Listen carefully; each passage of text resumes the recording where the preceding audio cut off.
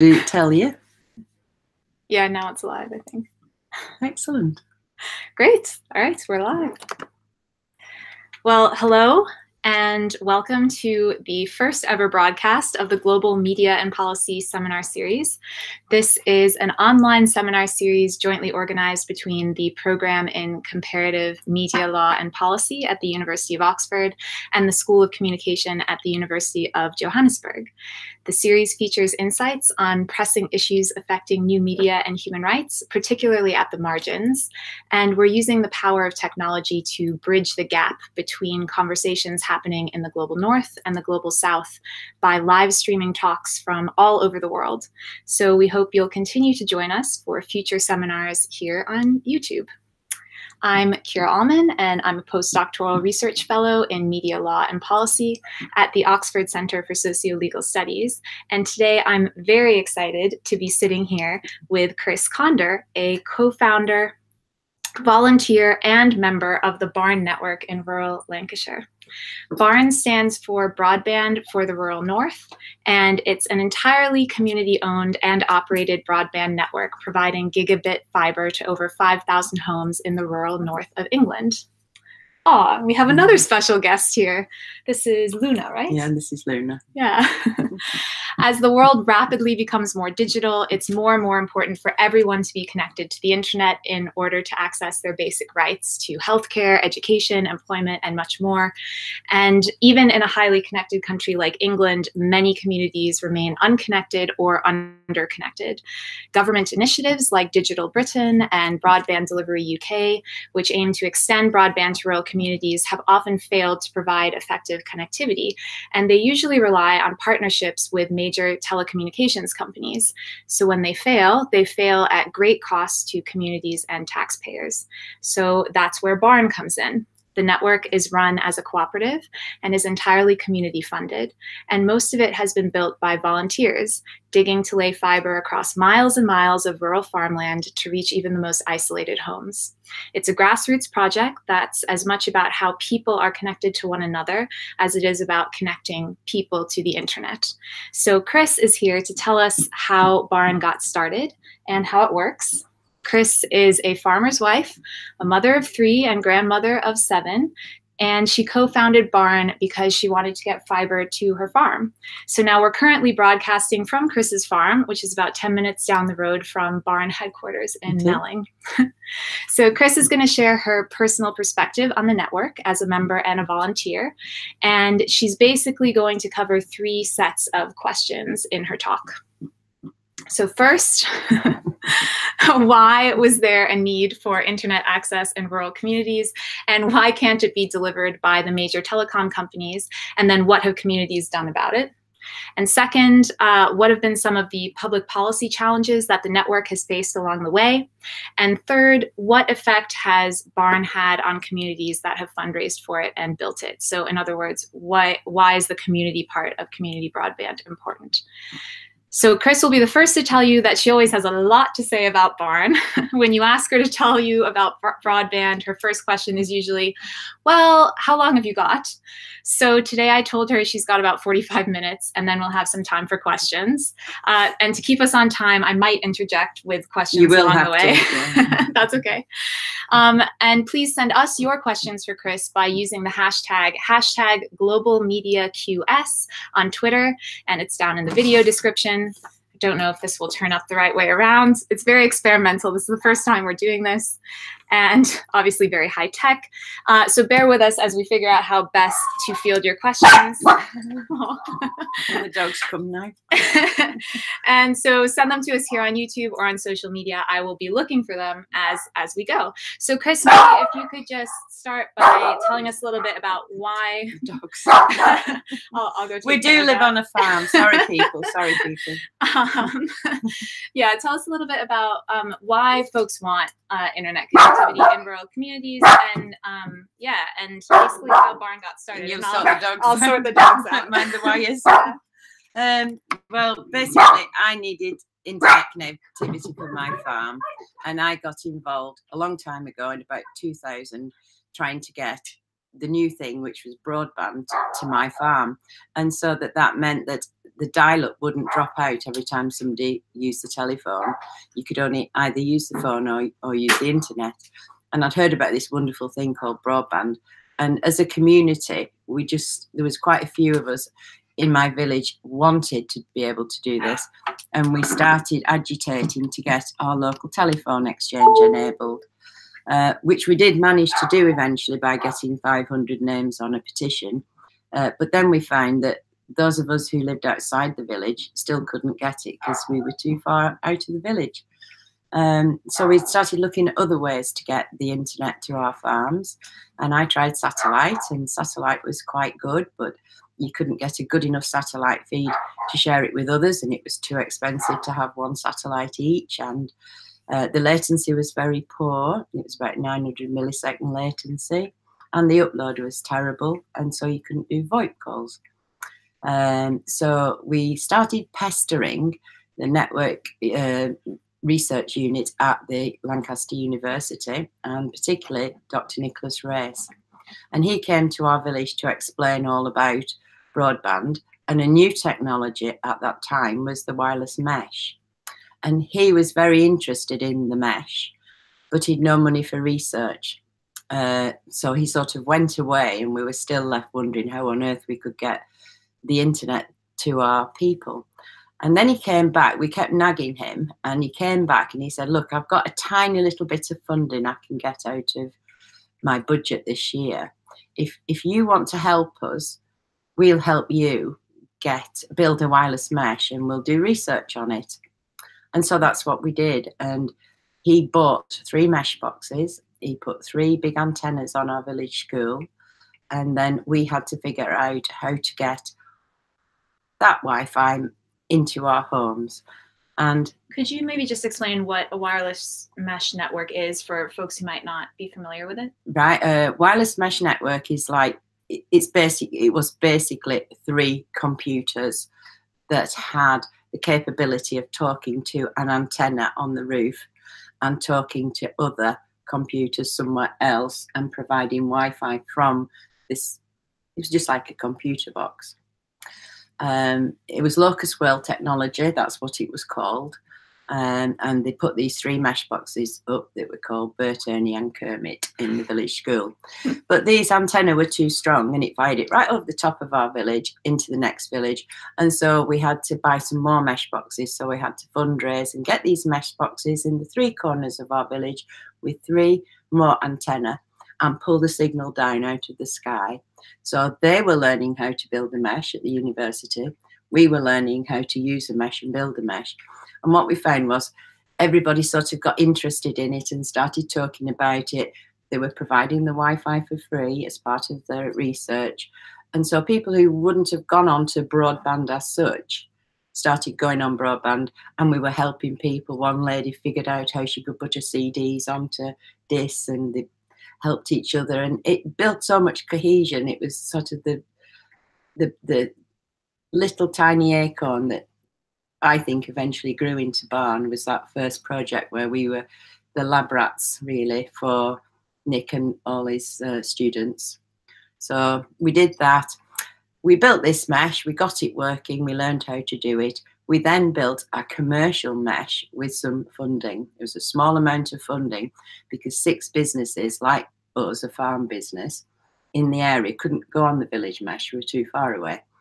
And so we got this funding to do 6 case studies on 6 businesses that were going to close or move out of the area if they didn't get access to internet.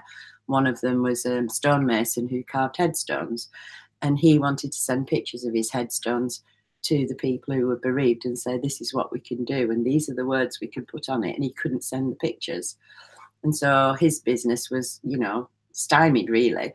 And so we said we'd do these 6 case studies, and instead of spending the money paying for case studies, as in excellent photographs and podcasts, well, there weren't podcasts in those days, but audio or video, we spent all the money on some mesh boxes. So we bought some more mesh boxes like we'd used in the village, built ourselves a wireless network, charged ourselves. I was on it as well. It was for me. I mean, when you do these community projects, primarily your driver is yourself. You want it, so you're prepared to put the effort in. And so we charged ourselves, even though it was funded for free for the first year, we charged ourselves for this service, and that gave us enough money to buy some more mesh boxes and put more people on. So what we were doing was building a sustainable network at the start that we wouldn't have to keep asking for more money for. And we got 29 customers on it, and all paying the £25 a month for 2 meg symmetrical, and that was more than enough to do what all the businesses were doing in those days. But then somebody invented YouTube in 2005, and we were basically stuffed. And iPlayer came out, and video and websites started having photographs on. There wasn't the facility to turn the photographs off anymore, because in the old days, when you went to a website, if there was a photograph on, it would never load. So you turn it off, and you just get the text. But websites started getting bigger, and photographs and videos, and we couldn't get any more feed. So that was our problem. We had a mesh that worked, but there was no feed for it. And you couldn't afford to buy a feed from, well, the only company around here is OpenReach, and you couldn't afford their feed, not at 29 customers at £25 a month. And the feed that came from a mast? The feed was coming from a mast, yeah, because we couldn't plug in anywhere. But to get a feed from them, we would have to have a lease line, and lease lines at the time were £30,000 to £60,000 just for a few meg more. And so we contacted the university again, and they actually brought a lease line into the village, and they did a television project with that. So they worked with television companies, and that was another interesting project that we did with them, which again built more cohesion, because of course a lot of people were interested in television and using the broadband for television, because the signal for television around here is really poor. And so if you look at the village, half the masts were 100 feet into the sky for the television aerials. So the village was very interested in that. But that project could only run for so long, because the backhaul was expensive, because they were buying it from OpenReach. And so we couldn't commercialise that to make enough money to keep it going. They couldn't get any more funding after their initial project was finished. So we knew we had to get some backhaul from somewhere. So the person who built Cumbria Lancashire Education Online, Clio Network, which got a really good connection to all the schools in Lancashire and Cumbria, had retired. And he'd been retired for 3 years. He was head of computing at Lancaster University, Professor Barry Ford. He was getting pretty bored after being retired. And so we started talking to him. He was already fed up with the fact his village couldn't get much more. We knew we couldn't fire it all the way from my village to his village and do another mesh type project because of the hills. You know, there's big hills and fells between us. And so he started thinking about it. And once you give Barry something to think about, and that he grows it into a vision, and he had the vision for Barn. So it's all his brainchild is getting fibre into the villages. And the first project was a fibre feed into each village, each parish. And we had 7 or 8 parishes at the start. And his idea was to get what we call the digital parish pump in each parish, where then the people could then build whatever they wanted. So we could have done FTTC if we wanted to. We could have done a mesh in every village if we wanted to. Or we could have done fibre to the home. So basically, this would have been a big improvement over the mesh network that you were using, because you were... We'd have a proper feed to it. Exactly. You'd have a fibre feed. A fibre feed of our own. Exactly. That wouldn't cost what it would cost if we were leasing it from somebody else, type of thing. So the first project that Barry planned, by this time, there was quite a few of us working in our own different fields. There was Monica Lee, who was working with management and businesses, how many businesses in the area, how much can they afford to pay, that type of work. She worked at the university. There was Lindsay Annison, who had travelled all over the world looking at other community networks, mainly in America, you know, Chattanooga and all those, EC Fibre. So she brought all this information of how Utah did it and how EC Fibre did it and how Chattanooga had done it. They did it with the electric companies. So she brought all this information back, said, do it this way, do it this way. And Barry's thinking, we can't do it that way because, and I'm thinking, we can't do it that way because, but all this information was fed into Barry. And then different villages heard what we were trying to do. And we were also asking different villages and doing presentations in different villages and saying, this is what we're planning to do. Is it what your community wants? Do you want to join us? So then you get leaders coming out, champions we call them, out of each village, saying, can we help? What can we do? I'm an engineer, or I'm this, or I'm that. Can I help? I'm a farmer. You can come through my land, or stuff like that. And they formed the basis of our management committee, and we formed a management committee with all these different skills. And we had meetings very regular in the pub usually because there was nowhere else to have a meeting. And Barry came up with this plan, which more or less grabbed this funding, £750,000 to build this project. It was coming from DEFRA, from the Rural Development Agency. And we thought we got it because it was such a superb plan working with Lancaster City Council. Anyway, at the last minute, the funding was taken from us and given to Superfast Lancashire through the County Council. So that meant BT got all the money, and for the cabinets, fibre to the cabinet. And we didn't get any because, and fibre to the cabinet wouldn't help us because we're too far from the cabinets, and we haven't got cabinets anyway, and we're too far from the exchange. So we knew we had to do something else. And because we'd put so much work into it, and Barry especially had put so much work into it, we decided we'd go to the people and we'd say, look, we've written this project, and it's not going to be one of these things that fails. It's not going to be one of these things that keeps asking for money and puts the price up. We reckon with our business plan, we can build this with your help, but with no money. So you'll have to give us the money. So we launched the share issue in December 15th, 2011. We went at a big public meeting. So all our champions got their friends and volunteers, and we all piled into the Story Centre. And Barry did a presentation, said, this is how we do it. And he said, if you put the money up in shares, the government will give you 30% tax back if you're a UK taxpayer, which is a great incentive to people. You know, yeah, so that was an important policy. It was an important policy with government at the time, and it was really helpful to get us going. That was called the Enterprise Investment Scheme. That's the one, right? That's yes, yeah. And so that meant people couldn't get the money back for 3 years, 3 whole years, and they wouldn't get any interest from us, but they got 30% straight away back off the government if they were taxpayers. And so the money started coming in, and Barry said if we could get £200,000 by leap year, the following year, 2012, on the 29th of February, if he had £200,000 worth of cheques, he would cash them. If he hadn't, he'd rip them up, and it wouldn't happen. And so on the 29th of February, we had a meeting, and Barry said, right, I'll tell you how much has come in. And we thought he was going to say we hadn't got enough.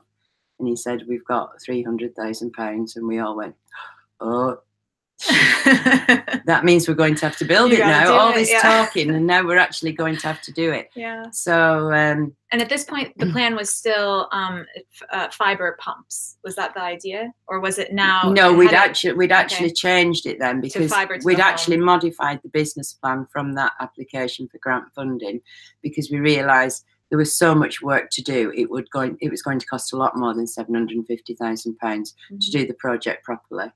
And it wasn't going to be a city council project as originally intended. So the council did it, you know, was in charge of it, put the pumps in. And then if we wanted, we took over and did what we wanted.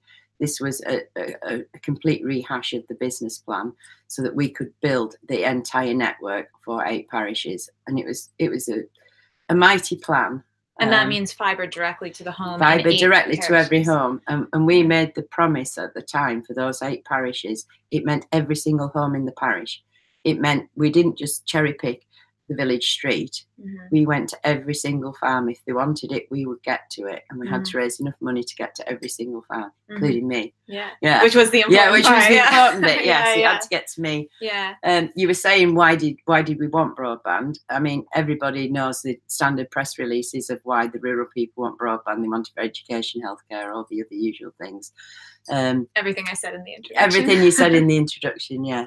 But I specifically wanted it because at that time I was a carer, and if you're a carer and you ring the doctor and you say I've got a problem, it is this, the doctor will not believe the carer. The doctor has to get it from the patient, and in my case he would say, well, I will send the so and so nurse a week on Tuesday to talk to the patient, and a week on Tuesday, it was a totally different scenario.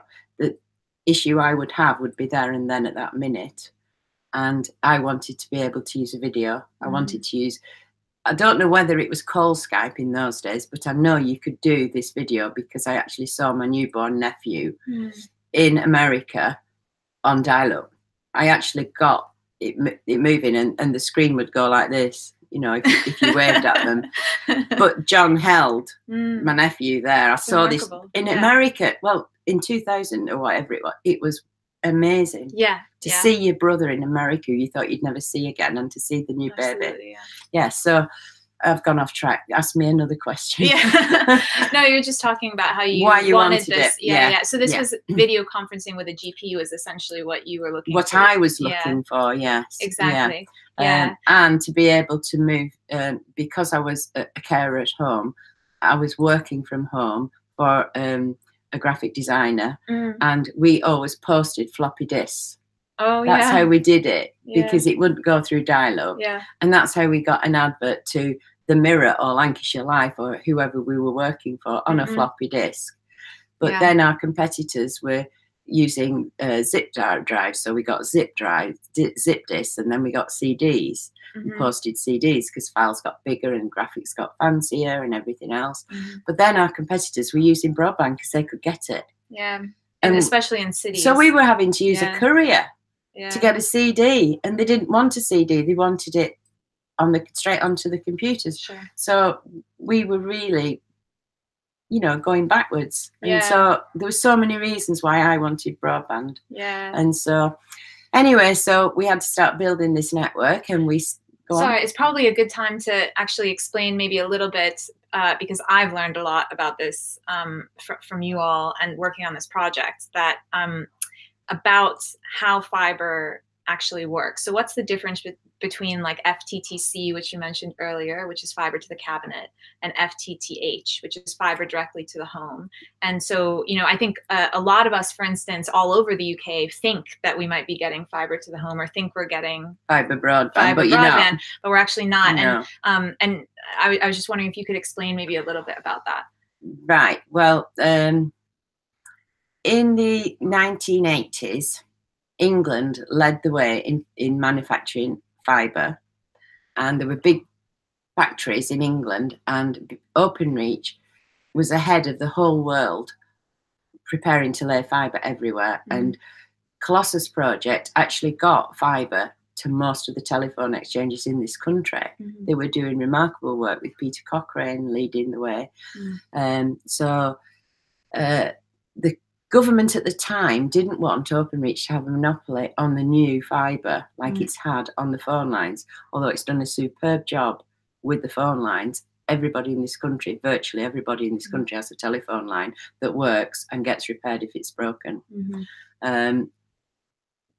It is a marvellous phone network, but it's a Victorian phone network. It's obsolete. And so they were laying fibre everywhere. And the plan would have been for fibre every home eventually if they'd been left alone. But they weren't left alone. It was sort of government interference trying to break up the monopoly. And the American cable companies were invited in to do their version of fibre and coax and everything else to get television. So it was to get television through this method of communication instead of aerials and things. And so the American companies moved in and started laying their stuff. Openreach realised very quickly that they would be more agile and they would cherry pick as well. And Openreach still had to maintain the old phone network as well, so they couldn't take all their engineers off that and put them onto fibre. So they came up with dial-up started, so you could get the internet through your telephone line, but then it dropped if somebody called you. So they invented this thing called ADSL, which meant they put a gadget into the telephone exchanges, and you could have the internet and the phone on the same phone line. And anybody who lived near the exchange could get almost 2 meg. I think it was about 2 meg at the time. So that would be good for like email. It was good for everything because there was no video then. There was no basic pictures. Websites. Oh, it was wonderful. Yeah. But then the little villages couldn't get that. And so we were that's what we were campaigning for, was to get that. But then in the Digital Britain fiasco in 2008-9, Openreach came up with this plan to do fibre to the cabinet, which increased the speed tremendously. So you could get up to 30 meg, which was wonderful. I mean, now you can get up to 70 meg, but it's only 10 meg upload. It's not a very good upload, but it's still better than 0.38 of a meg, which is what ADSL is. But fibre to the cabinet means if you've got a telephone exchange in the middle of your village or your little town, you have cabinets dotted around it at a bit of a distance for telephone lines. So they would take fibre out of the exchange. All the exchanges had a fibre to feed the exchange. So they would take fibre out of the exchange to each cabinet. And anybody within 300 metres of that cabinet got what they call super fast broadband. And they're marketing it quite wrongly, we all say quite wrongly, as fibre broadband. It's not fibre broadband. It's fed with the fibre, but so are the people on ADSL from the exchanges, and so are the people who are still on dial-up. They're still fed from a fibre in the exchange. So these people are fed from a fibre to the cabinet, but then these long copper lines go off into the fells up to the farms, and they're no better off than they ever were. In fact, they're worse off if they tried to connect to the so-called super fast broadband. So, but it's marketed and they believe they are buying fibre broadband, and they're not. It's only fibre broadband if it's fibre to the home. Right. And so the cabinets, as you drive around pretty much anywhere, you see these things, they're these sort of green boxes that sit close to the telephone. Well, none of our villages had a green box. Right. None of them. So they were all fed directly from the exchange. So the service gets poorer and poorer. And some of our houses are 11 kilometres from the exchange. So they can't even get dial-up. So they're completely cut off. Like that farm I was telling you about. They go home. The children come home they were at secondary school at the time. They're at university and working now. But at the time I was trying, they were at secondary school, and when the kids went home from school on a Friday night, that was it. They had no water on the farm. They pumped water. They had no electricity on the farm. They generated electricity with a generator, and they'd no internet at all, and they'd no mobile signal. So that was it. They were cut off. So they'd go home from school on a Friday, and they'd do whatever they did all weekend and get bored and fed up and fall out with the parents, probably, I don't know. And then on a Monday, when they went to school, they'd get on the taxi and they'd go over the hill to get to school, and all the texts would start coming in on the phones saying, can you come to a party on Saturday night, or do you want to go bowling, or do you want to go canoeing on Sunday afternoon? And they'd missed it all because they'd been cut off. So they were very active, that group up there, in trying to get Barn as well. Yeah, it's amazing the geography of exclusion, that people are just, depending on where you live, you're just completely cut off for a period of time. Well, a lot of us were, and in Abbeysted especially, they've not even got terrestrial television. And they were saying, you know, we've tried on dial-up to click on something to buy it, and it won't go through. And you can't do banking, you can't pay wages, you can't pay bills because they keep timing out. The farmers can't do the DEFRA stuff. And input all this information that you have to do. So it means a 20-mile round trip to get to the auction to get it all input into DEFRA. You're a farmer. No libraries either, of course. All our libraries have shut. So you've got to 15 miles to town, so it's a 30-mile round trip just to get a library book. And so the idea for Barn was born. And then what happened after this point? You realize you've got £300,000 of funding, so now you've got to make it happen. Well, it wasn't funding; it was shares. It was shares. It was shares. So people had, and we knew we had to pay it back eventually, or pay interest on it eventually. But with a three-year window where we had that money, and that was enough to buy all the duct, to build the core network to all the 8 parishes. Wasn't enough to buy all the active equipment and everything that we needed, and the fibre and the fusion splicers, or pay anybody. Everybody had to do it for nothing. So for the first 3 years, nobody was paid to do anything. So we just started. And so basically you realized that you needed volunteer labor to actually... Oh no, we told them at the start, yeah, we'll buy the duct, then we'll give it you back. You have to dig it all in. Right. Oh yeah, you have to dig it all in. We're not going to do it for you. But if you do dig it in, you will be paid £1.50 a metre for digging it in shares. You know, you won't get money, you'll get shares. Yeah. And we're talking long distances, right? That people have to dig fiber, yeah, right? Yeah, yeah. So from village to village, you know, 10, 20 kilometres from village to village, picking up maybe 4 or 5 farms on your way, the lucky farms. Yeah. So if the route goes through your farm, you're lucky. Yeah. Because if you're further away, you'll have further to dig to meet it. So the farmers who the route went through the farms and gave way leaves, they were the lucky ones. But you could go 10 miles and you'd only get 5 farms. Well, that's not going to pay, is it? So you've got to get to the village where you can get all the customers on to subsidise the farms.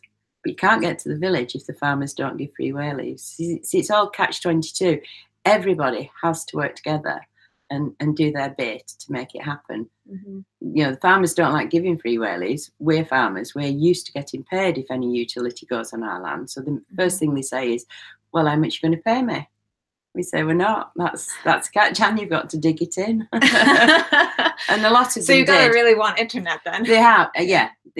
And then you've got the problem of those that don't know what you're talking about and don't even know what a computer is.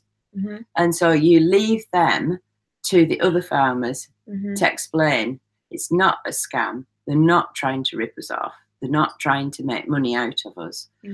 That they're actually doing something good. And you let the farmers who understand what we're doing convince the other farmers. You don't send one of your activists, you know, to go talking to farmers because you'll scare the pants off them. You let the other farmers explain it. And eventually they all come on board and they work together. So they'll share mole plows, you know. So when they finish one farm, they'll either carry on and help the neighbour or they'll lend them the mole plough and they'll carry on. So the idea was most of it will be mole ploughed. But then the problem with that was in May 2012, when we started digging, it started to rain and it didn't stop for a whole year. And so we couldn't use the mole ploughs. And so what we had to do was bring in the big diggers. And the big diggers had 3-foot buckets, making a very big trench. And you couldn't use the little diggers because they'd wobble over and they'd do deep ruts in the fields, which the farmers don't like, of course. So you had to use the big diggers with the big treads so they could go on the very waterlogged land. It was as wet as anybody's ever known it in any farmer's lifetime round here. It was wet all year. And if you had a 3-foot trench, it meant that you could, the sides wouldn't fall in when you dug it. And people could actually get in the trench to make sure the ducting was kept straight. All they have to do is lay the ducting. They don't have to do anything with the fibre or anything technical or clever. It's really simple. It's not nothing we do is rocket science. Everything we do can be done by anybody. Well, if you learnt yourself, you can fuse now. I mean, she can fuse. She only had 10 minutes and she's aware with the fuser. It is really simple. So what Barn is doing is enabling the people to help themselves. It's not doing it for them. It's telling them what to do, buying the stuff to help them to do it. We do training. So, you know, every group has proper training to do what they're doing. Because although Barry's fond of saying it's only like laying a bit of water pipe, it isn't like laying a bit of water pipe. It doesn't matter if water pipe goes up and down or side to side. Duct has to be kept perfectly straight or it won't. We can't get the fibre through it. It's got to be laid straight. So in the trenches, the digger has to be a good digger man, not rubbish. and the trench has to be very smooth along the bottom. The volunteers are then in charge of keeping the duct to one side of the trench and keeping it very, very straight, bringing some soft fill in, patting it down. Well, you stamp it down, actually. You just get this soft soil onto your duct to stop any stones touching it. If there's any stones dropped in the trench, you pull them out, get the soft fill onto it, and then another digger comes by and fills it all in again. And there's your duct buried. And it's as simple as that, £1.50 a metre. And you can do it for £1.50 a metre. We did 4.5 kilometres with 2 14-ton diggers in 8 working days, and it cost £4,400. Wow. So you can do it for £1.50 a metre with 2 big diggers. Now, if you do it with a mow plough, like they can do in nice weather, like they're doing at the moment, you can do 1,000 metres in a day. And you can make money doing it. And now what the communities are saying is, all those farmers up there, they're far too busy. Why don't we just pay a contractor to do it? And we say, well, you can if you want, but you'll have to raise more money. And so they raise more money and they pay a contractor to do it. It's their choice. We're enabling them to do whatever they think is best for their community. So all the new parishes that are coming on from our original 8, we were planning on getting, I think it was 1,300 customers we were planning on getting, and that would have been a sustainable network. But the problem is, as soon as you do one village, the next village says, why can't we have a bit of that? Like, can we join on to the end? We're just next to where your duct goes. No, you're in a different parish. You know, that's their ducting. If you lot want to do it, you've got to raise the money yourselves. You know, you can't just join on to this because we're doing this. So each village then has to think, well, do we want it? So they have to do all the little parish meetings, decide if they want it, how many want it, how badly they want it. And then BAM will say, right, it's going to cost you, I don't know, £200,000 for your parish, or £1 million for your parish. Whatever the parish costs, they can cost it out by figuring out how much fibre and how much duct they need. And the parish says, oh, that's too much. We're not doing that. Or they say, right, I think we can manage that. And they get going and they raise the money. And when they're halfway there, they'll get the plans and the accurate costings. And then sometimes we'll say to them, you're halfway there now. If you like, we'll buy you the duct and you can get cracking, or you can wait till you've got it all. But you don't get the fibre till you've finished raising your money. Because otherwise we're using, you know, money from another parish for them, you see. So at the moment, we let parishes on when we're sure they're committed and they get the full training and all the blah-de-blah. And then, so we're up to about 50 parishes now. Wow. Yeah. So instead of 1,300 customers, we're 5,600, I think, now. Yeah. Yeah. Can you believe how big it's No, gone? no. Would you have imagined that in any way at the beginning? No. Your ambitions were not that grand. No. Yeah. Barry's are. Barry's into total world domination, of course, but he has admitted at the last public meeting, last AGM, that he reckons he's going to stop at Hadrian's Wall because Nicola Sturgeon scares the pants off him. So he reckons we'll stop at Hadrian's Wall. But there's no reason why it just can't get bigger and bigger. And eventually, we're actually encircling all the bigger towns now. We don't attempt to ask them to join because they have FTTC, which is, you know, 30 meg is actually adequate for most people's needs. Nobody needs a gig. We're doing a full 1,000 megabit symmetrical, but nobody can use it. You can't even measure it unless you have a really good computer. So 30 meg is adequate for a lot of people, you know, especially, you know, just a single person who checks their emails once a week or something like that. So they're not interested. They're not hungry for it. You've got to be hungry for it, desperate actually, to do all this work. It's hard work. Yeah. And how does the community organizing side of it work? You talked a little bit about this, but if a community wants to come on to Barn, what do they have to do? What are the steps? What are the steps? They've actually got to talk to the community, which is another trick, which is one of the main benefits of Barn. The internet itself isn't the be all and end all. Granted, we can live without the internet if we had to. But I know it's important, but what's also very, very important is the network of people that we're building. And so if you've got half a dozen people, like a graphic designer, a tombstone carver, somebody who wants to work from home, a hairdresser who wants to talk to the doctor, or people like grannies who just want to see the kids periodically and see photographs of them coming in all the time. If you've got enough of those people to form a little core, they're what we call the activists in your community. So they're determined to get it for their community, but that's not good enough because they can't raise £500,000. So what they've got to do is they've got to go to the community and explain what it is they're trying to do and get the support of all the community. Well, not all of them, but the adopters. So the adopters join the activists and they make a core group and they start to go around and canvass, basically. Like door to door. Sometimes door to door, sometimes leaflet drops, sometimes a public meeting, and try to engage the parish council, because that's like an official body of the village, which is good. And often the parish council will pay for a public meeting because they have no money, don't forget. They can't afford to print leaflets. If they print leaflets, they printed it on their home printer at home and donated the ink. So a public meeting where you've got to hire a room might cost you £100. Who's got £100 to spare? So if the parish council does all that, you know, and so you have a public meeting and then you have a show of hands, and if more than half of them say yes, then they'll start to go for it, and they'll come to Barn and they'll ask for plans, and they'll get rough plans at first saying, yeah, it's going to be £200,000 or £100,000, depends how big the parish is.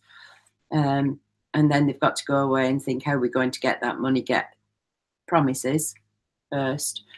I'll buy £1,500, you'll buy £1,000. Oh, I'll put 10 grand in, it's a good thing. And the EIS helped there, you see, because they got 30% back. Now it's changed and they've taken the EIS off us, and none of the community networks can get EIS now because they're not they're called what's not for profit.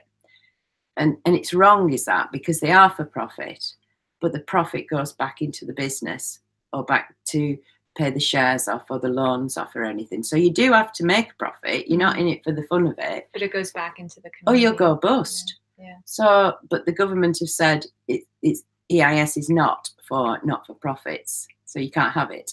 So they've taken that off us. But what Barn has said is because we're already established, we still need people to put shares in for a new community, or they can't have it. But they'll get 5% interest from day one instead of at the end of 3 years. So shares are coming in just the same as they ever did, really. But it is a blow for other community groups. It was a good thing while it lasted, definitely. What are some of the other challenges that you've faced along the way in terms of getting Barn off the ground? Some of those might be like community-based challenges, and some of them might be policy-based challenges. Well, again, how long have you got? Yeah, I'm sure it's a trial and error process, right? So I'm sure you've hit your fair number of brick walls along the way. Yeah. One of the first ones was stopping my village getting connected. So that's a personal insult to me, and now I hate Network Rail. No, I don't. What it was, the village that came live closest to me, my village had to connect to it, and it was no problem at all, apart from the River Loon. And the River Loon is a beast of a river, especially when it floods. And there is a fantastic railway bridge over it. And the railways aren't really used a terrific lot. And this is just a branch line, really. I think there's only 2 or 3 trains a day. It's not a busy train line. It's only a single, little train line. And we wanted to tag our duct onto either the empty gas pipe that goes along the railway line, or run it along the railway line. Like you see when you go on trains, you see these black pipes, don't you? Well, they're probably fibre. There's some sort of communications pipes. And we could just have run ours along this thing. It would have taken 20 minutes and we'd have got our fibre over the River Loon and my village connected. And we asked Network Rail and they said, oh, we'll have to think about that. We'll be having a management meeting in 6 weeks. We'll raise it. So we wait 6 weeks and either they forgot to raise it, or they didn't know what we were talking about, or they wanted more information. And it went on another 6 weeks, and then they were all on holiday for 2 months, and so we couldn't talk to anybody. And then we got our MP involved, Eric Olrenshaw. He was brilliant, and he raised it in Prime Minister's Question Time, and it stood up in Parliament and said, we've got Barn trying to do this and help people, and we want some help, and Network Rail won't let us across the bridge. But no matter what we did, we couldn't get across this bridge. And these dolly birds would come with clipboards to represent in Network Rail and interview Eric Olrenshaw and us. But they said in the end, although they were a community interest company, the same as us, their interest was their community, the rail community, not the fibre broadband not community. The fibre broadband community. And it would set a precedent. And if they let us across that particular bridge, we could go across any of the bridges, and every other community group would want to go across the bridges. But what's wrong with that? They couldn't work together. The utilities will not work together. And so we had to save up and wait until we could go under the River Loon with the directional drill. And that's what we did in the end, when we had enough money. So, but it would have been so easy just to lay it across the bridge. And they said it was a health and safety hazard. But I'm sure if it's only going to take 20 minutes and there's a 3-hour gap between trains, we could have managed it. And we could have just stood to one side if a train did come. You know, we could hear a train coming. But, yeah, so that was one. The other thing was we had to do a road crossing to get electricity to one of our cabinets. And that took forever as well and was very expensive. And that same road was cut 3 times. Once for electric to a bungalow, once for water to a bungalow. I think the other one was gas. And then along come we, and we asked them all if we could put it in their trench, nice trench across the road. No, you'll have to do your own. There's no working together. It was quite difficult at the start before we got code powers. Now we've got code powers. We can say we're going to cut that road on a certain date. Here are all the health and safety and the blah, blah, blah, I don't know the technical terms. And we can go and cut that road. In the old days, before we had code powers, before Ofcom gave us code powers, we had to do a section 50 to the council, and that could take weeks to get permission. Yeah, so getting it up to my farm from my village needed a road cut. And this particular road was quite an expensive one because it was like 2 roads. It's the one at the bottom of the hill. It was like 2 roads in one it had to go across. So it was quite an expensive one. And first of all, we couldn't do it because we hadn't got enough money.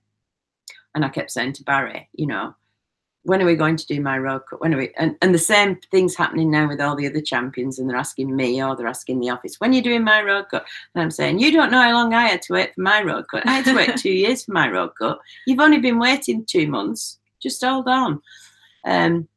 So first of all, there wasn't enough money, and then what happened then? Something else happened then, and I still couldn't get my road cut. But a lot of it was obstruction from the council. They could have helped us a lot more. You know, the council could enable Barn to enable people to help themselves.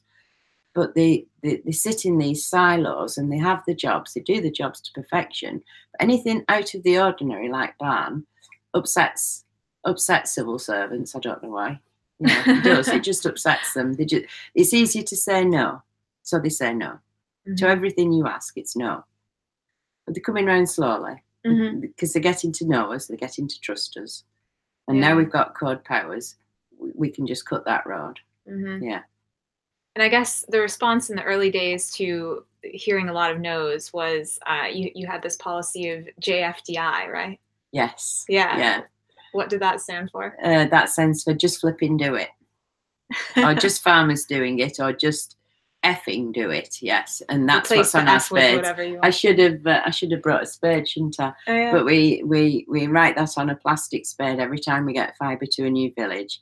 We have a child's plastic spade. That was one of Lindsay Annison's ideas. You know, we've got to have a marker of some sort. So we thought, do we carve something, or a stone, or what do we do?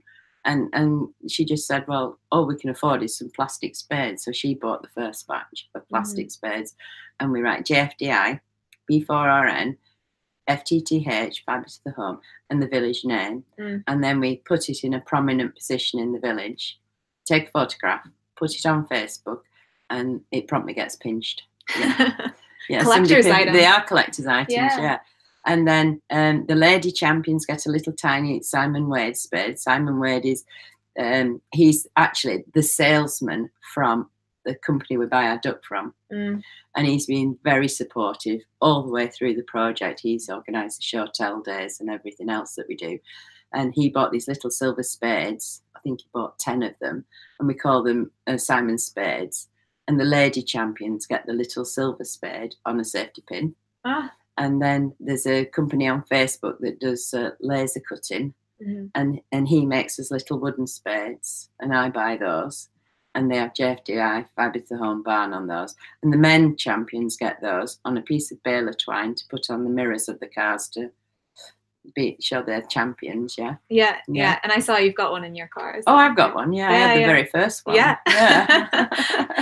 And so and I've got 2 silver spades, one for each year. Oh, nice. Yeah. I should have put them on, stylish. shouldn't I? Yeah. You've got your barn shirt on. Yeah, I've got my barn t-shirt always on. Always with barn. So I think my last question for the main bit of your talk will I'll pose that to you now, but for anyone who's watching out there, if you have any questions, feel free to tweet at us with the hashtag. I keep forgetting there's anybody there again. Yeah, it's kind of nice actually. It's like we've got this cozy conversation going here. But if you have any questions, just shoot us a message on social media using the hashtag #GlobalMediaQS. If you can read that. And we'll try to field some of your questions after this one that I'm going to ask, which is what effect has barn had on communities, on rural communities? Because obviously communities mobilize to get fiber, and that's kind of how barn came into being.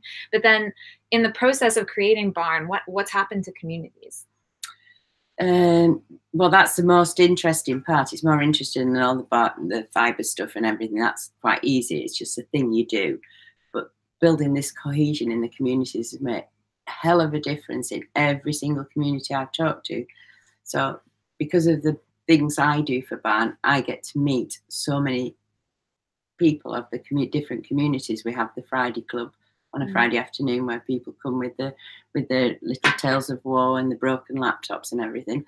So I've met everybody in every community, you see. So I get all these stories, and everybody says the same thing, that I didn't know anybody in this village till Barn came, and now I know everybody, and I've made all these friends. And what we call off-cumdens round here, these are people who weren't born here, didn't have children here, came to live here, and they could have lived here 40 years, but they're still what we call off-cumdens. They're not one of us.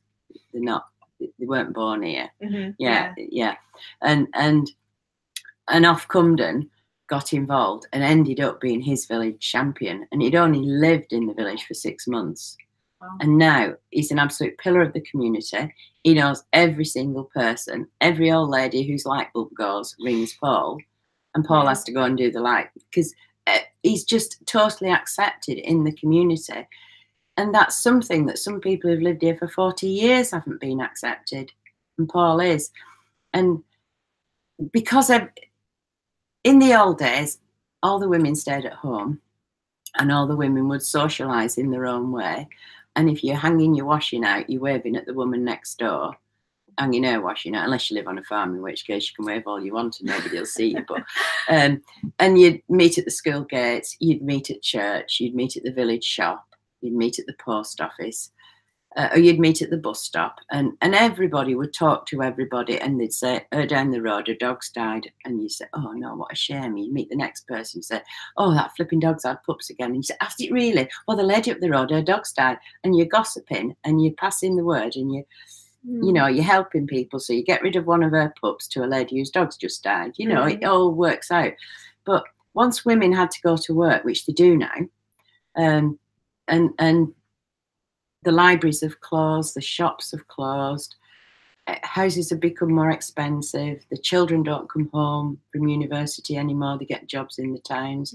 They won't even come home and visit because you've no internet and they can't keep in touch with their friends. And the villages have been dying around here. And this has put new life back into the villages. Businesses are staying here. Businesses are moving in here. New businesses are starting. I've got one friend who wasn't the slightest bit interested in computers, wasn't really interested in the project, and thought, well, if it's coming, yeah, we'll do it, but it'll increase the value of our house if nothing else. She got cancer. She had to give up a job, chemotherapy, all the rubbish that goes with it, and she was cured. Everything was fine, but she didn't go back to work because while she was off being ill with cancer, she started designing Harris tweed bow ties and corsages and started a business up selling them on Etsy. And because she had the computer, she had the connection, she thought she might as well make use of it. She also can look after her grandchildren after school for an hour till the mother gets home from work, so the mother can go to work and she can stay at home. She's also now the carer for her mother, and she's thinking about, you know, how can we do this digitally? How can I keep an extra eye on her? And how can I do this? So we're also working with a company that's doing this thing that fits on the top of your computer. Yeah, I was just thinking of that. So it's a startup company in Ireland who approached BAM because it's got a reliable network. It's also got a lot of old people. And it's also got a lot of people who care about the old people. And it's also got a lot of old people, even older than me, who want to help other old people and get involved with this project and give demos and feedback. So this is a little device that effectively fits on your TV, right? That can help monitor elderly folks who live on their own. It can, but it's also a very simple remote. And so that they can just press that and talk to the carer or talk to the doctor or talk to the family. So the kids can keep in touch, but they don't have to learn Skype. They don't have to learn how to use a tablet, even if they don't want to, or a laptop. Don't have to learn that, because a lot of them are actually past learning that. They've enough to do just to keep body and soul together. But a television is a common thing that they can relate to.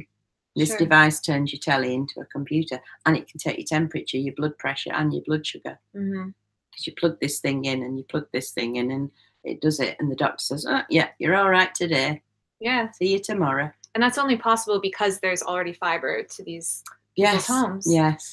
So, you know, there are all these possibilities now because the fiber is endless possibilities. Exactly. And the whole country could be doing that. But because the government stopped the fiber companies, BT immediately got a technology in that could just and so do what it had to do for the majority of people. The minority of people are left behind, which is the rural areas. And we'll never get anything unless we do it ourselves. JFDI. JFDI. And it was interesting because a little while ago we were driving through a few nearby villages, and you were telling me about how rural life has changed a lot in the last couple of decades. So, you know, village halls have closed down. There are fewer libraries. You mentioned that earlier. There are just fewer opportunities in rural villages for people to meet and get to know each other. And I thought that was an interesting point that you then made about Barn, that this has given people in rural villages a reason to go and talk to each other. Yes, big time. And everybody knows everybody in the village now. So now you get to know one another. And you were telling me about a guy who had gotten really involved in his parish as a result of basically going door to door to help people install their fiber. And we've got the Dad's Army as well. We've got Dad's Army in Hutton, where all the retired chaps in Hutton have formed what they call Dad's Army. And they go around and they just keep joining more and more people on, and they've learned to blow themselves. They learn to fuse themselves. So. And Silverdale's another place. It's a massive parish of 900 people. It knocks the spots off Ray's 229. That was our city at one time. So Silverdale, we've got, and a lot of these people are called Martin. And so you think, which Martin is it? But they've learned to blow and fuse as well. So they just come and borrow the kit, because we can't afford kit for everybody. So they'll come to Barn, borrow the kit, they'll blow half a dozen houses of a weekend, and they'll fuse them all. They do the after sales care as well, so they tell them how to extend the Wi-Fi throughout the house, because it doesn't go all the way through some of the houses because the walls are massive. And they help with that. They help with the free phone lines because, of course, everybody on Barn can have a free telephone line. So they help organise all that, which aids our help desk. You know, it's running the help desk alone is quite a big thing. We've got a permanent member of staff on the help desk now, and another person and another 2 volunteers just to run the help desk, to answer people's questions. All this is hidden costs, you see. You've got to think about this. And it took 3 years before we could take on our first employee, who'd worked as a volunteer for 3 years, and he became our first employee 0001, Alistair, a fusion splicer. And interestingly enough, the second employee wasn't another fusion splicer, it was admin. It was our company secretary, Christina. Well, she don't know whether she's called company secretary. She's like the boss lady. She was our next employee, fusion splicer, admin. And so I do have a couple questions that have come through for you, but before we get to that, what do you do now for Barn? So what's your involvement with Barn at this point? You've got fiber to your home. Why? What are you can't doing? Escape. There's no escape. We find this with quite a few of our champions. They haven't been able to escape. 3 of them are directors now of Barn. There's just no escape. What do? I do things like this. So if it's a technical type thing, I don't do the technical type stuff. Barry or somebody else does that. But I do anything that's to do with the community because I'm the expert on community because I know them all. I've suffered their pain and still do. But I mean, you still go out, you fuse homes, sometimes you fuse bullets, which are out often in the field in the middle of nowhere. As you know, because you sat there freezing yesterday. I'm well aware. And you still do this on a regular basis. And so what keeps you doing it? I haven't a clue. I think it's an addiction. Okay. And I don't think there's any escape. But because I'm actually dispensable now. I don't think I was at the start. It needed us to stay with it for the first, till we could afford to pay people to do it. So I think at the start I was pretty indispensable. Any new parish, the champions there are indispensable. But I think now I am dispensable. There are staff who can do everything I do. I just love doing it. And so if I get the chance, if one of the champions says, oh, we're waiting for these houses, I'll do them. I'll do them. So off I go and do them. Barn's happy to let me do them. You know, I'll do them properly. So they're happy to let me do it. Yeah, I mean, it was interesting. We were standing in this field yesterday and we were totally freezing. And then one of the champions came over and said, there's one more house wants to get fused. There's one more bullet you might they're have always to do. Pushing you. And they're desperate for it. And you turned to me and David, the other guy that was there, and you said, well, then we've got to do it. You know, it's not a choice if someone's desperate for it. We got to go to the next one. And I just thought that was really cool. So I do have a question from someone who I think probably knows you a bit, asking if you would tell us about your visit to Buckingham Palace. Buckingham Palace? Who's asked that, David? Was it? I don't know who this is, actually. Buckingham Palace, right. Well, we were... There's another chap called another... There's a lot of Davids as well as Martins, and this particular David Bland, and Monica, who's one of our directors now, they nominated me and Barry for MBEs or TBEs or whatever. You just nominate somebody and then Buckingham Palace decides what they're going to give you. And they got letters of support from people they knew on the Barn network. And lo and behold, Buckingham Palace decided that me and Barry would get MBEs, you see. Barry got it for Barn and I got mine for Broadband in the community. And so we were given different dates to go and get our awards. We couldn't go together or anything. And it was a right faff to get to London. I don't travel well. So I said I'd go and get mine at County Hall at Preston, and that would be one in the eye for Lancashire County Council, wouldn't it? And I knew the Lord Lieutenant and I like him, so I thought I'll go to County Hall.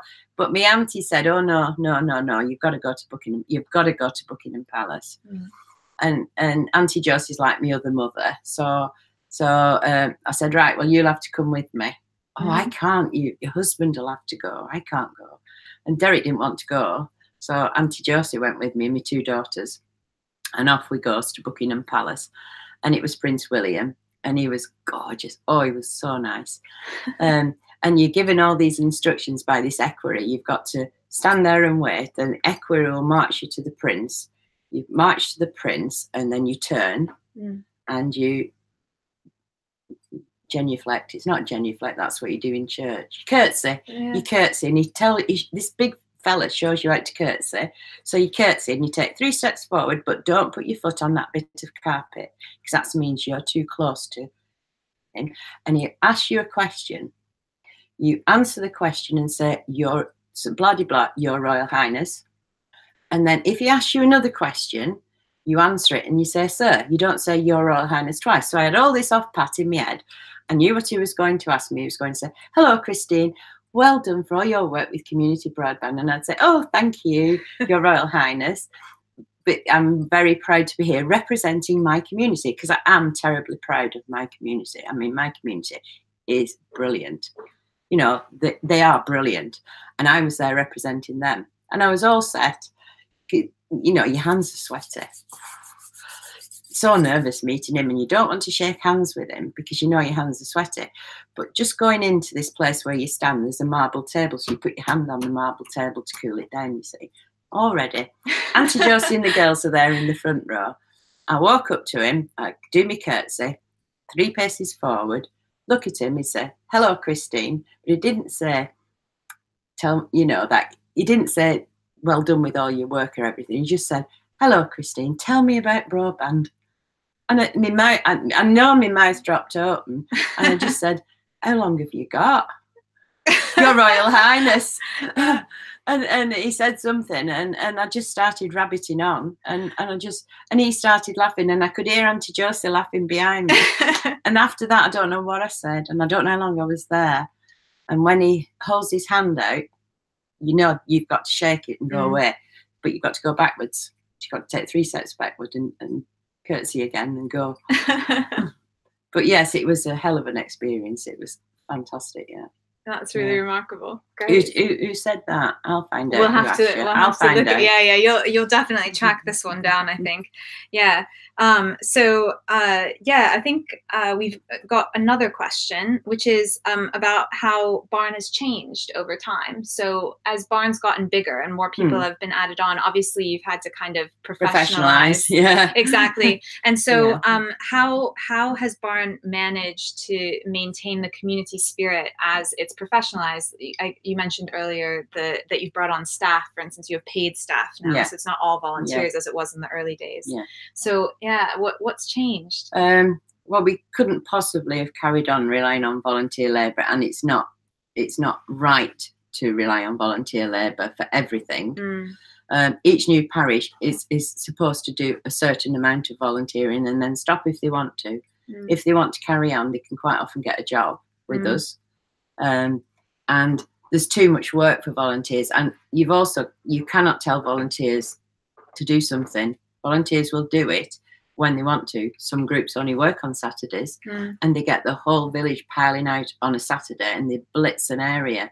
Some groups like to work a little bit every evening. Some groups like to work Tuesdays and Thursdays. But you can't say to them, "You've got to do that on Monday," because they're volunteers. You can't tell them what to do. You can tell staff what to do. You say to the staff, "This is your job for Monday." Great, off they go, and they get paid for doing it, and it's a good job. We're paying local people. We now employ 25 staff. Also, the slapdash attitude that we had in the beginning has got to be, it's everything, because it's a proper serious network. Deep down, it's a serious network. The things we used to do, we can't really do anymore. We can't just shake a farmer's hand and go through his field. We have to have a signed way leave. It's a legal document that the farmer has given us permission to go through his land. And in the old days, we didn't do that. We used to say, "Fred, we're coming your way tomorrow. Is it all right?" "Yes. But you know where you said you want to go to the right of the water tank in that field? I don't want you going over there. I want you to go to the left." "Right, we'll go to the left." Now we can't just do that. What we have to say is to the farmer, you know, are you happy for us to go in your field? Are you happy for us to go this way? No, you want to go that way? Right, we'll redraw the map. Do you approve the new map? All this process takes time, but it's the proper way to do it. Mm-hmm. It's not built any different really than the way we did it, mm-hmm. but now it's done properly, you know, and health and safety is a big thing. We just relied on everybody knowing what to do, and you don't go across the road unless you've looked left and right, do you? So now it's all got to be done, and proper training's got to be given, and you've got to be absolutely sure anybody that's doing it is trained properly and everything else. But it's a legal requirement, so you do it. Mm-hmm. But I think for the first 6 months, I don't think we did. It was JFDI days. Yeah. So it's still JFDI, but it's just flipping do it properly. Right. Yeah. Okay. Yeah. Maybe add the P. Yeah. In parentheses or something. Yeah. You did bring a few things with you. I was just going to mention this. Well, I knew you were going to mention it. You see, you've been here a week. I can read your mind now. Yeah. We're on this like same wavelength. So yeah, you brought some things to show for folks who maybe have never seen fibre before, which is probably quite a lot of people. Right. So this is how we lay fibre. So this is the main core duct. You can see it's 16 mil main core duct, and the people have to lay that 2 foot deep in the ground, and that's all they have to do. Big long lengths of that 2 foot down in the ground, either with a mow plough or a digger, and then through that we actually physically push the fibre on a field of air. So we call it blowing, but it's pushing and blowing the fibre till it pops out the other end, and you can do that for 500,000 meters at a stretch. And then when you get as far as you can go and you can't blow it anymore, you just carry on blowing big loops out called a fleet, and then bring the blower to this end and start blowing again. So at the other end, this is what the fibre looks like. So you peel off the black stuff. There's a big strong bit of carbon inside, and then there's some tubes containing fibre. There can be anything from 12 fibres in one of these tubes to 288 fibres in one of these cables. And then we've got another little sample here of one tube. It's fallen on the floor because of the dog before. So once you get your tube, that's what one tube looks like. So that's one tube of fibres in a core of 288 or however many. Take the plastic casing off, and inside you've got 12 tiny little fibres. And they all have a colour and they all have a number. And we know exactly which fibre goes to which property. They get 2 fibres to each property. And one of those little fibres can take everything from this country to America if it wanted to. It depends on the lights. We light the fibre at 1,000 meg symmetrical.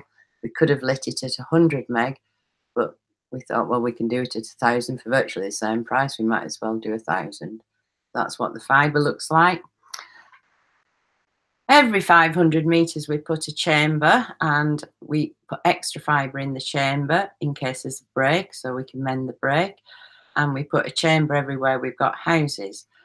Going into the chamber are customer ducts, which are 7mm ducts as opposed to the 16mm ducts.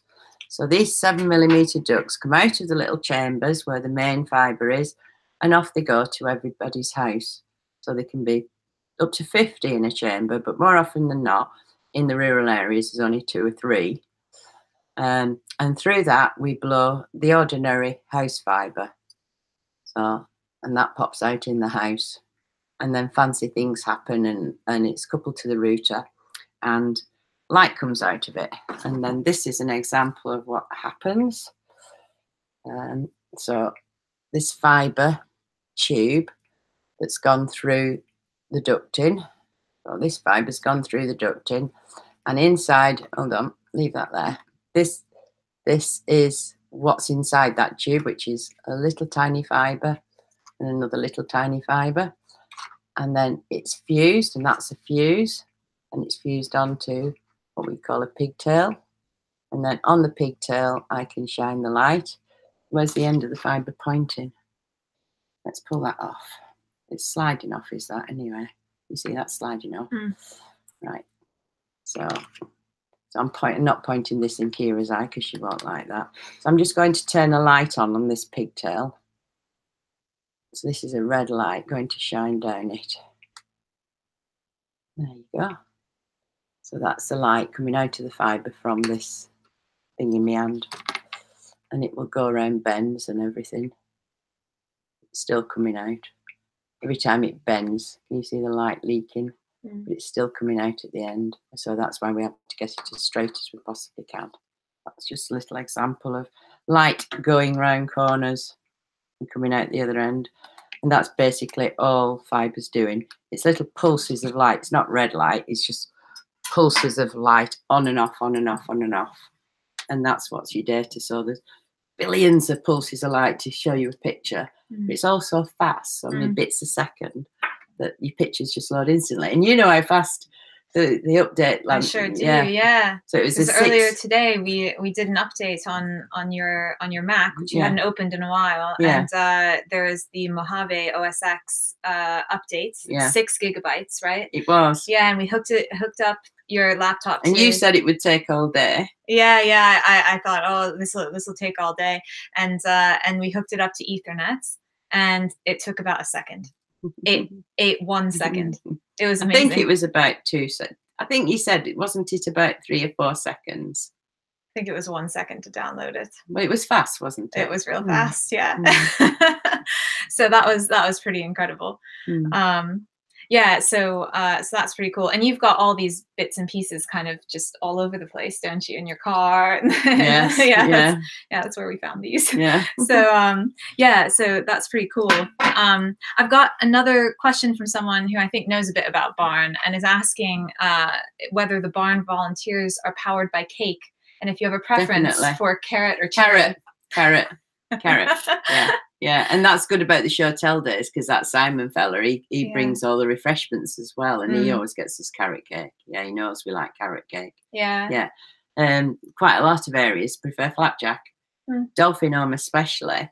Everybody makes flapjack in Dolphinome. I've had some and it's really good flapjack. See, you also get a tour of the culinary treats. Yeah, and the Over Kellett lot, they sort of cheat, because they have Kayleys and they raise money for themselves for refreshments. And so when they have a working Saturday, they do a proper lunch in somebody's garage, and they do bacon butties, they do sausage butties. Wow. They do loads of cake, they do scones with cream and jam, tea and coffee. And they all stop for lunch in somebody's garage. So it's a real social event in Over Kellett. Yeah. When they have one of the community action days, it's almost every Saturday. Yeah. Or every Saturday there's some work to do. Yeah. If they've no work to do, they don't do it. Yeah. They don't do it for the fun of it.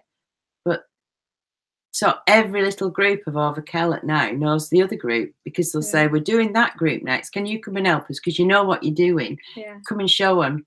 So the group that's already done it goes and helps the next group, and then that group helps the next group. So they're like a mini barn in one village, because they're doing just what Barn's doing. Each community can help another community. Yeah, that's brilliant. And you also have the computer clubs on Fridays at Barn as well, which I know run on cake, because I've heard this repeatedly. Well, what it is with the computer club, anybody can come between 2 and 4, and they can come and have a moan about the Wi-Fi and borrow things to try to make it better.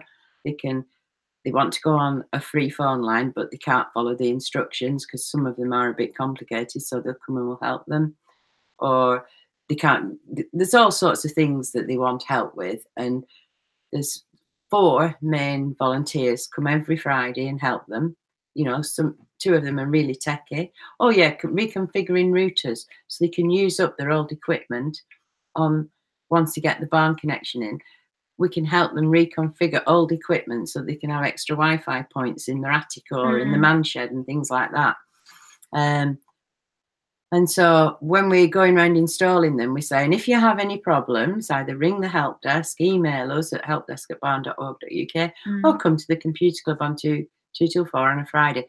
But if you come to the computer club, Make sure they see you coming in at the door carrying cake. Because if you're carrying cake, you get preferential treatment, and they'll all rush to help Cover you charge. if you have cake. Yeah. We provide the coffee and the tea, Yeah. but you bring the cake. Yeah. Yeah. Yeah, barn runs on cake. Yeah. Yeah. Another question someone sent is, what's the name of your dog? The dog that was on my knee before is Luna. That's my daughter's dog. Yeah. My dog's called Fibre. Of course. Yeah. Of course. The little fat white one is Fibre. The brown one's Luna. Oh. Great. And so I guess where do you see Barn going in the next few years? What are the challenges that Barn's likely to face? What are the opportunities? Challenges and opportunities. I can't see it stopping. Mm-hmm. Simply because you think you've got a sort of a boundary that you're going to cover. So we had phase 1, phase 2, phase 3. 2 and 3 needn't have happened. We could have managed with phase 1, Mm-hmm. but Barry thought phase 2 and phase 3 would happen. But now we're phase 50. And as we grow, it's just getting bigger and bigger and bigger. Somebody who's like 100 miles away in Leeds, for example, we can't help because they'd have 100 miles to dig. But if they wait and it gets closer and closer, you're at Leeds, aren't you? Sure. Also, we've encircled the towns, like I was saying before, who aren't interested in us yet because they're fine. You know, the BT FTTC solution is fine for a lot of people, but it's stopped now. Mm-hmm. It can't go any further. It's like a choke point, and all of a sudden they'll find everybody in the country is unhappy except for people like us. And then the towns and that will want us to move in, or somebody like us to move in. And that's when you could make an awful lot of money one day if you wanted to. We just don't even bother with them because our focus is to help people like me, the really rural people, the hard to reach people that nobody else is interested in, because it's not economic. You know, BT aren't a charity. They're here to run their business and make as much money as they can for their shareholders, which is what they do. And they're doing it very well. It's just no use to us, and it isn't fibre broadband. I can forgive them most things, but I can't forgive them for calling it fibre broadband when it isn't. And I have countless rows with them on Twitter and Facebook, and because it isn't fibre broadband. Yeah, it's fibre to the cabinet, and it's broadband through a phone line, and it's reached the limit of what it can do. And they're going to have to do the job properly, which is fibre to the home. But that wasn't the question, sorry. How far do I think it's going to go, and what are the challenges? The challenges are managing the whole process in a way that keeps everybody happy. And because of the flux that's happened when EIS stopped, all our system was geared to EIS. All our information and help files and everything was geared to the EIS structure. Whereas you get a free connection if you buy £1,500 worth of shares, and you get £400 back off the government. So everything had to change. And then the voucher schemes come in, which is brilliant. So if you can get a parish admitted into the voucher scheme, everybody in that parish can get £300 towards the cost of their install. It's brilliant. But getting that through the admin, you know, and getting accepted as one of these parishes, and then you've got to keep the parish on hold and everything else until you know they're accepted. Then you've got to let them all know. Then it's more meetings, and it's a very long-winded process, and it's an extra one member of staff just to look after the voucher scheme. And then you've got to educate every champion as to what to do to make sure everybody on that street who wants it has filled in the voucher claim and gets the acknowledgement, and then clicks the acknowledgement. And then that acknowledgement goes to Barn, and Barn knows they've acknowledged. And if they haven't, then we're not allowed to give them fibre. And those are the challenges, because government changes the rules or changes the things. Yeah, that's a big challenge. Yeah. The actual technology, laying the fibre, it's not rocket science. All that bit's easy. The network itself is looked after by our own engineers who are trained and know exactly what they're doing. You know, it's easy to them. It's as easy to them as baking a cake is for us. Yeah. Well, not for me. I'm not very good at baking cakes, but they are very good at what they do. We don't have to worry about the clever stuff. And the people can do what we call it's not easy. It's bloody hard work, really. But you can do it. Yeah. And when you think about it, digging a trench for fibre is only the same as digging a trench for potatoes. If you're going to do potatoes properly, you double dig it, you put muck in the bottom, so you've mucked a cart, then you plant your potatoes, then you backfill it, then you've got to earth it up and weed it all summer, then you've got to dig it all up again to get your spuds. Laying fibre is just the same as that. It's no more work. Easy. Oh, you make it sound easy, but I'm not well, totally sure. Yeah. It's not rocket science. That's what I'm saying. I'm saying anybody in any country can do it, and there's always dynamite. I think that's just good life advice, actually. Well, it looks like we've actually got a few more questions coming in on YouTube. And I mentioned this is a bit experimental, so I actually can't see those messages on YouTube, which is why I've been ignoring you all who were asking questions. But thanks to Carlos for flagging this to me on Twitter. Thank you, Carlos. What Carlos is saying, you've got questions. Well, why don't you put YouTube on the other computer? Well, I guess I could go and do we'd that, have feedback, wouldn't we? We'd have noise. Yeah, I mean, at this point, it wouldn't be called research if she knew what she was doing. Exactly. So, kind of related to this question of how easy it is to do, can you draw on any, or have you drawn on any experiences from other communities? You mentioned, for instance, from the US earlier, but have you drawn on any experiences from rural communities in places like Africa or South America or elsewhere in the world? No, because I don't know of any that are doing fibre to the home, to be honest. As far as I know. More wireless meshing and things like that. Yeah. Oh, but in the early days, we did draw on a lot of community wireless mesh networks. Yeah. In the early days when we were doing the mesh, we did have a big group, CBN, of all the different groups throughout the country. And that's how I got to know all these people. Yeah. So that was a big social cohesion across the UK. Yeah. Selected few, like only the ones that were interested. Yeah. But yeah, that was a good time too. So what we did with Lindsay, who was one of the 3 founder members, me, Barry and Lindsay. Yeah. She came back with all these stories about what they were doing in Bolivia and what they were doing. She'd been to all these places and talked to all them, the people. And the Utah, the Mormon city, is it Utah? Yeah. They had a system whereby they didn't try to do Utah. They did all the places around it. And what they did, they built this network in one place. And then they invited the mayors and that from the next village to come and see it and said, you know, finance us a bit and we'll dig to your village next. And they reckoned if they could pass 10 homes per kilometre, it would pay for itself. And she brought that information back. Well, of course, it didn't work here because you could go all the way from Poma to Ray and only pass 5. And that would be 10 kilometres or more. Yeah. 18 kilometres it was. That was our dig. Wow. We had to do that dig instead of going across the railway bridge. 18 kilometres we had to dig because of the network rail. Yeah. Wow.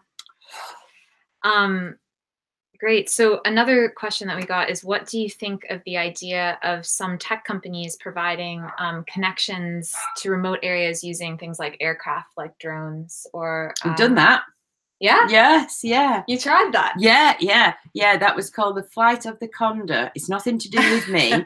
My name's spelled Conder, E-R. This was the Flight of the Condor.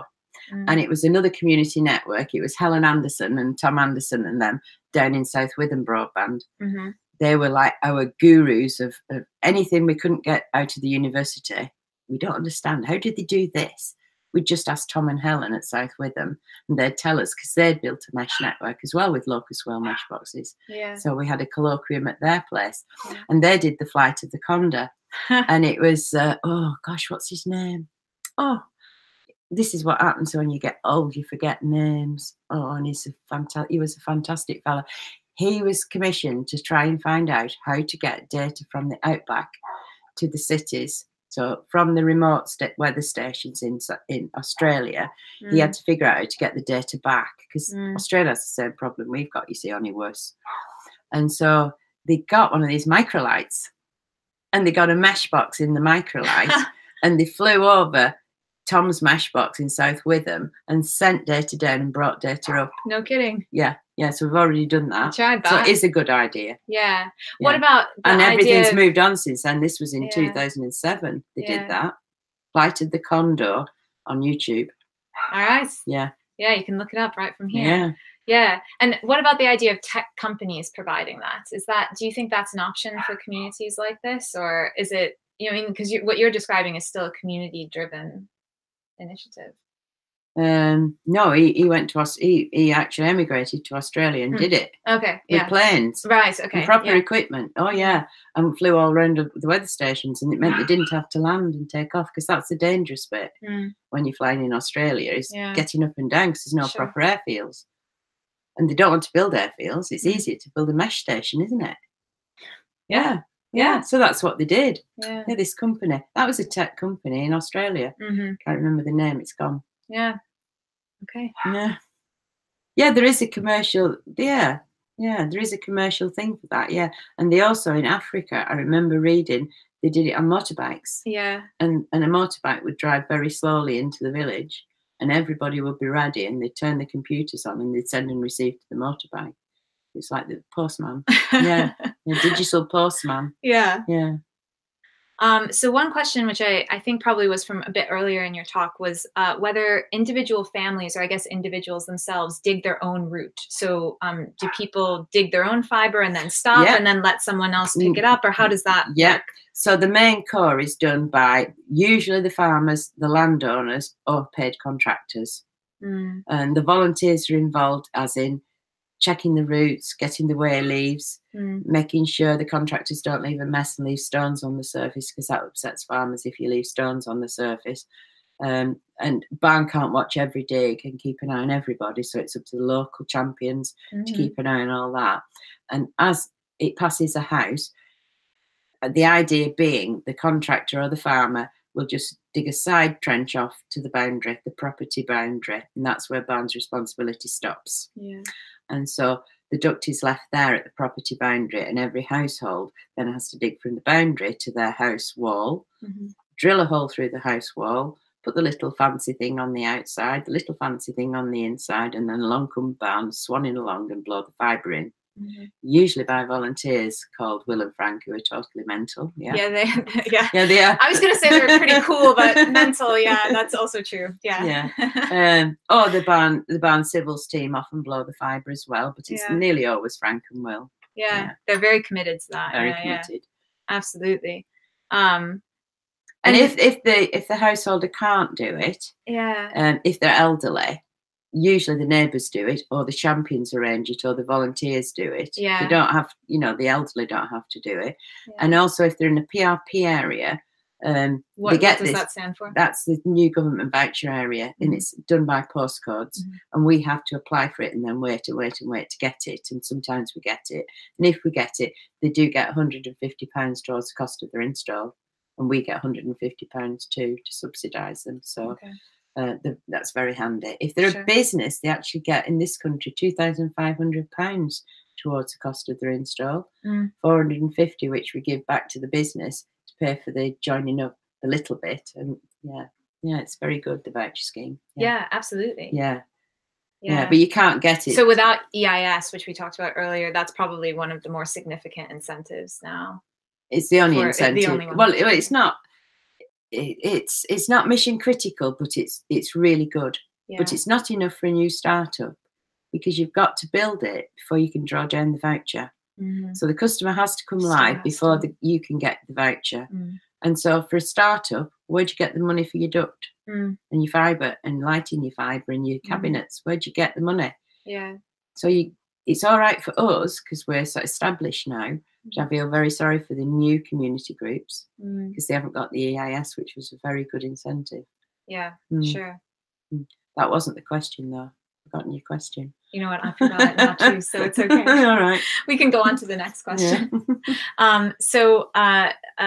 Next question that we have, and we also have a couple requests for a return of the dog. So I'm going to go and try to. I can whistle. Derek will shut them away so they didn't bother us. Yeah, I'll try to coax Fiverr. So obviously we're not attractive enough. They like our dogs they want the better. dogs back. So yeah, we can try to make that happen, but I have to open the door. So while I open the door and do that, one last question, I think, let me make sure I've gotten all the others, is what about young people, getting young people involved in barn? Yeah, it's really difficult to get young people actually doing any. I'll talk to the screen. And I'll be right back. Yeah. It's very difficult to get the youngsters involved because most of our youngsters are either at school all day or they're working, and if they're not either of those two things, they're probably too lazy to be any use. And so what we found is that the majority of the barn network is built by people who are either bald or grey, and they often take an early retirement, so they're still fit. Oh, hello, dogs. Come on, then. Come on. You have to jump. Jump. Well, you have Luna, and I'll have Fibre. Okay. All right, here's Fibre. Luna, come here. Come here, Luna. Come here. You can't get past me now. Go on. She's running into the fibre. Come here, Luna. There we go. So we've got both dogs. So it's the older people, the early retired people who are building barn. And so what you find is when a new community starts up, there's usually one ringleader who sort of organises things with about 4 or 5 willing helpers, and then anything up to 20 volunteers, depending on the area. Some areas just manage off 1 or 2 people. And this man gets involved in barn, and his wife's ever so proud of him, and she's ever so pleased to hear all the news when he comes home at night, and he's ever so hungry because he's been working in the fields all day, so he eats what she gives him, and he's very appreciative of it, and she's really pleased because he's saying thank you for his meals instead of just burping and going to sleep. And everything's hunky-dory for a bit, and he gets super fit because he's been a bit of a couch potato for a year or two. And he comes home and he's getting his 6-pack back, and he's getting his muscles back, and he's getting a suntan. And so she falls in love with him again, and everything's fine for about 3 months. And then at 3 months, well, often up to 6 months, the rot sets in, and she's saying, "Are you going barning again? I want the kitchen painting. Are you going barning again? I thought we could go shopping. Are you going barning again? I want to go on holiday. When are we going on holiday? Well, we can't go this year. I'm barning. Even though we are going on holiday. When are we going on holiday?" and you lose your champions then quite often, or your volunteers for a short period, and then they get the kitchen painted, or they get their holiday, or they get whatever they want, and then the fellas are under the feet again. The fellas are bored. They're not appreciating the cooking. They're getting fat. The tan's faded.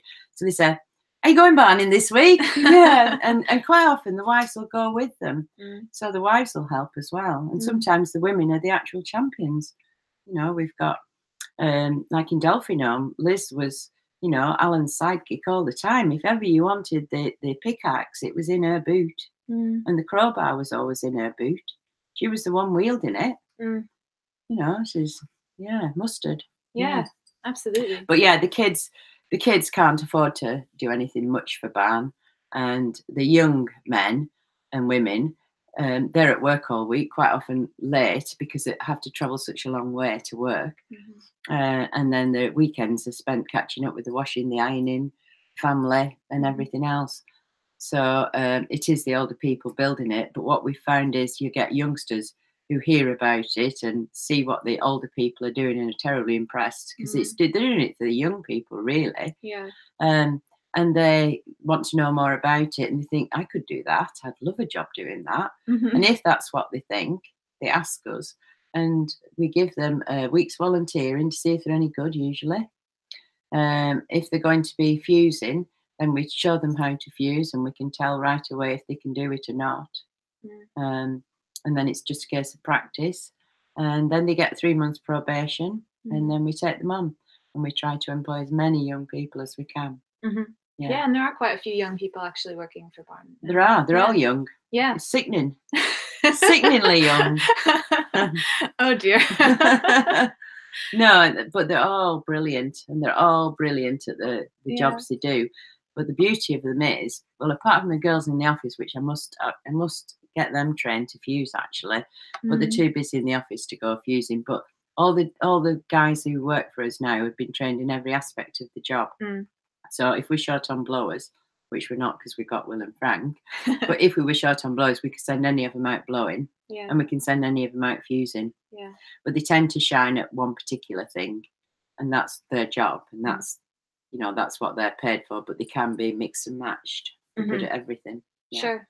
Not many firms can say that, because you have a job in a company, don't you? And you just do that one job. Yeah. But this mob can do just about anything. They're all fantastic. Yeah, it's kind of remarkable actually that you can mix and match. Yeah. And everyone's kind of a jack of all trades. Yeah. But I'm a jack of all trades. I wouldn't say I was particularly good at anything, but all of those shine at one thing, and they're very good at everything else. They're not just, oh, I can do it, but not very well. They're not allowed to do anything unless they can do it well. Yeah. Because they've had enough experience and training to be able to do everything well, and then they settle down and for their speciality. Yeah. And then they of course get promoted. So our original fusers are now moving up the food chain into network management, which is good. So they can help maintain this growing network. We now stretches from Edinburgh to London. So, we've got points everywhere that have to be looked after. And instead of one person having to go or paying TNP, which is another really good company around here that used to support us in the early days, we can now send our own trained people that Tom's trained or Barry's trained. Barner's trained them to be network engineers, and we can quite happily send them off to one of our main hubs, and they can fix things or break things or add things or do the things network engineers do, which is a mystery to me. Yeah. Oh, brilliant. Well, I think that we'll probably wrap up here, and I'll just close with kind of one final question, which is if folks who are watching and interested in Barn want to support or help Barn or initiatives like Barn, what can they do? If you want to help Barn, buy shares. You get 5% interest. That's very good. If you want to come and volunteer for Barn, you can do. But don't expect to be trained as a fusion splicer by volunteering, because that will just take our resources for no use for us. But if you want to have a go at fusion splicing, if you want to go in the fields and help people for a week or two, you're more than welcome. We haven't time to give individual help to new groups because we're just too busy doing it ourselves. But we do have show tell days, and the next one, when it happens, will be advertised on our website, where you can come for the whole day. You get the whole of Barn, all the volunteers, and presentations that tell you exactly how you can adapt our model to your needs. So individual inquiries aren't very good for us, really. Yeah. How can we help you? What about on the policy side? Is there any policy change that would be helpful for Barn or community networks? Yeah, bring back EIS for the new community networks. That would be wonderful to get that back for the new startups. Not necessarily us, but for the new groups, that was a great incentive to help them. Great. I really would like to help lots of new groups start, but I don't really know how Barn can help them at the moment. Because we're all so busy. Stretched very thin right now, yeah. Yeah, because the build has just grown. It's like a spider's web, and all these little webs are all getting joined up, and everybody's digging like mad, which means loads of blowing, loads of fusing, loads more customers. I'm sorry we can't be of more help. Maybe if government funded more help, we could provide a lot of help. Government believe that fibre broadband comes down a phone line, so they're not going to help us yet. But keep the faith, everybody, because one day we might be keep the faith. We might be able to help one day. Yeah, That's brilliant. Well, I think that's a brilliant place to end. And thank you so much. Well, if we don't end, we'll still be here in a week. Yeah, we? there's always more to talk about. Yeah, exactly. So thank you so much, Chris, for sitting down and having this chat with me. And I just want to tell all of you who are watching or who might watch this after the fact, because this will be available on the PCMLP YouTube channel from now on, basically. Oh, will it? Yeah, for all of eternity, or as long as YouTube lasts. And so for those of you who are tuning in now or later, you can continue to send us questions for Chris or for Barn in general. I'll always answer questions. And so, feed them to us using that hashtag Global Media Cues, or message us on Twitter is the best, but we're also on Facebook, and we're obviously on YouTube as well. So whatever way you can get to us, and we'll compile those questions for Chris, and then we're going to come up with a way for her to answer them for you in the not too distant future. So definitely keep the questions coming if you have them. I'll always answer questions. Chris will always answer questions. If you email me, Conder at Gmail, that's all it is, Conder, CONDR at gmail.com. I'll always answer your questions, unless there's thousands of you. There might only be 2 of them out there watching. But if you're inviting people to email your personal email, let's hope that there aren't thousands out there, maybe. Well, if there are, I'll wade through them all. I'll answer everything I can. Yeah. Well, that's brilliant. Good luck if anybody wants to have a go. But I mean, look at my hair, I'm grey. I'm only 22. Well, that's great. Thank you so much, Chris. And thank you all for joining us. And stay tuned for our future Global Seminar Series sessions on our YouTube channel. Bye.